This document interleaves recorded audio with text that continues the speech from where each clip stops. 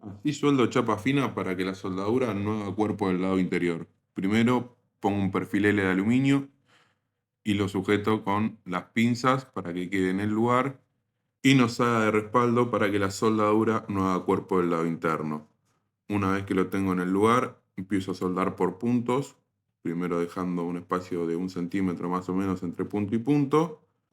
Y una vez que ya lo tengo todo punteado, empiezo a soldar también por puntos por todo el largo de la unión hasta completarla.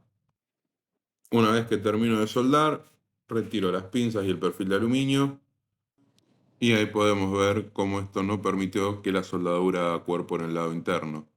Después de una flapeadita por el lado de afuera, ya dejamos terminada la unión de estas chapas